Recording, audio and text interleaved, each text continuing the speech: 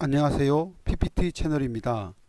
오늘은 고대 바벨로니아의 제6대 왕이었던 함무라비 대왕에 대해 알아보도록 하겠습니다. 고대 근동지역, 즉 메소포타미아 지역의 문화는 서양 문명의 뿌리라고 할 수 있습니다. 먼저 크레타섬을 중심으로 발생한 미노스 문명에 큰 영향을 주었고, 나중에는 아테네를 중심으로 한 그리스 문명에 큰 영향을 끼쳤기 때문입니다. 오늘은 그 채시간으로 바빌로니아 제1왕국, 즉 고대 바빌로니아의 제6대 왕이었던 함무라비 대왕에 대해 알아보려고 합니다. 메소포타미아 지역에 처음으로 생겨난 문명은 바로 수메르 문명입니다. 처음에 도시국가 형태를 띠었던 수메르 문명을 통일하고 생겨난 제국은 아카드 제국이었는데요. 그 통일왕국의 왕은 바로 셈 계통의 사르곤 대왕이었습니다. 아카드 제국 이후에 메소포타미아의 주도권을 잡은 국가는 우르 지역의 수메르의 우르 제3왕조였습니다.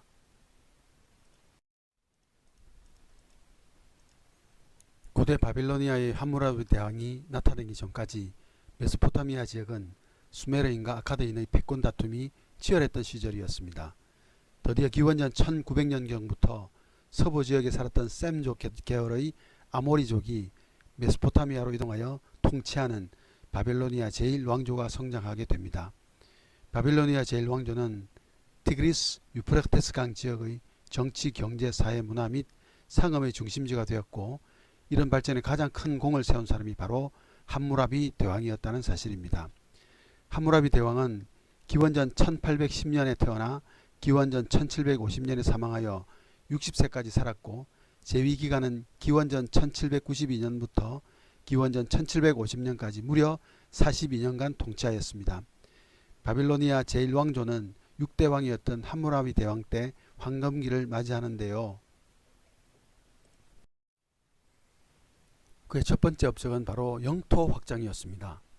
함무라비 대왕이 즉위하기 전 바빌로니아 제1왕조는 인근의 몇몇 지역을 통치하는 중간 정도 크기의 도시국가였습니다. 그런데 함무라비 대왕 즉위 후에 정복 활동을 추진하여 북동쪽의 에시눈나, 자그로스 산맥, 아시리아 일대까지 정복하고, 기원전 1761년에는 북서쪽의 큰 도시국가였던 마리를 정복하여 메소포타미아 지역 모두를 평정하게 됩니다. 즉위한 지 13년쯤에는 남쪽의 이신, 우르크, 라르사 등 비교적 인구가 많은 지역을 정복합니다. 이렇게 정복 활동을 벌인 함무라비 대왕은 바빌로니아 제국을 서쪽으로 지중해까지 닿는 제국으로 성장하게 만드는 것이지요. 그리고 그의 두 번째 업적은 바로 제국의 기틀을 다진 것입니다. 그는 정복 사업뿐만 아니라 신전, 성벽, 공공건물 등 국가 기반 시설을 복구 또는 건축하여서 제국의 기틀을 다집니다. 특히 선왕들 때부터 수건 사업이었던 유프라테스 강의 지수사업 지배권을 완전히 장악하여 그 당시 농경이 주 산업이었던 시절 백성들이 안정적인 삶을 이루도록 하기도 합니다. 그의 세 번째 업적은, 여러분 누가 뭐라고 해도 함무라비 대왕의 가장 큰 업적은 여러분들도 잘 아시는 법전 편찬이라고 할 수 있겠습니다. 2018년 6월에 배우 고아라시 주연의 미스 함무라비라는 법정 드라마가 방영된 적이 있었는데요.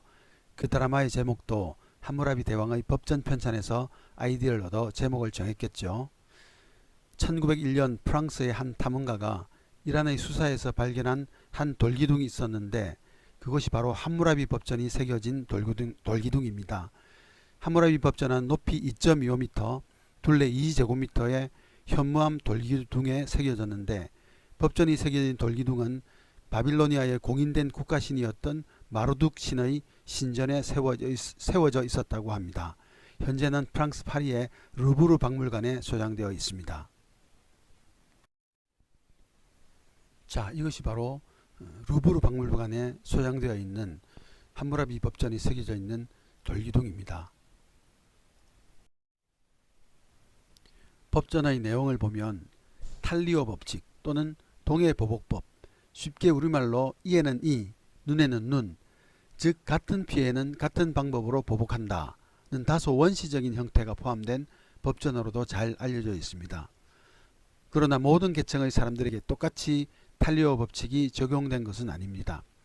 법전을 보면 그 당시 사회가 세 개의 계층으로 신분 구조를 가지고 있었다고 보여지는데, 사제 귀족 같은 지배계층, 농민 상인 같은 일반 시민계층, 노예 같은 최하위 계층으로 나누어지고 법도 신분에 따라 다르게 적용되었습니다.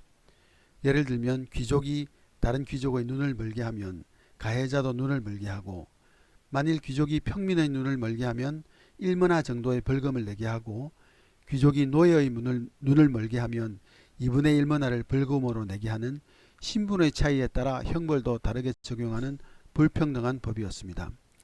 그러나 여성도 재산을 소유할 수 있다고 규정하고 있으며, 노예도 자신의 자유를 돈으로 살 수 있다고 규정하고 있습니다. 정의의 실현과 과부나 고아 등 약자를 보호하는 규정도 있었습니다. 그 돌비석에는 282개조의 판례법이 새겨져 있는데, 관세, 무역, 통상 등 경제법 관련은 물론이고 혼인, 이혼 등 가족법 관련, 노예, 채권, 채무, 임치물에 관한 사항 등 민법적인 내용, 보관, 운송에 관한 사항 등 상법적인 규정, 폭행, 절도 등 형법적인 내용도 포함되어 있습니다. 함무라비 대왕 제2기간 동안 바빌로니아의 수도 바빌론은 한때 세계의 수도라고 불릴 만큼 많은 인구를 자랑하기도 하지만, 함무라비 사후 차츰차츰 국력이 약해지고 결국 기원전 1595년에 히타이트 왕국의 침략으로 멸망합니다. 하지만 바빌로니아 제1왕조 멸망 이후 흥망성쇠를 이어가는 다른 바빌로니아 왕조들 속에서 함무라비 대왕의 치적은 이어지고 있다고 생각이 되어집니다. 지금까지 바빌로니아 제1왕조 제6대 왕이었던 함무라비 대왕에 대해서 알아보았습니다. 감사합니다.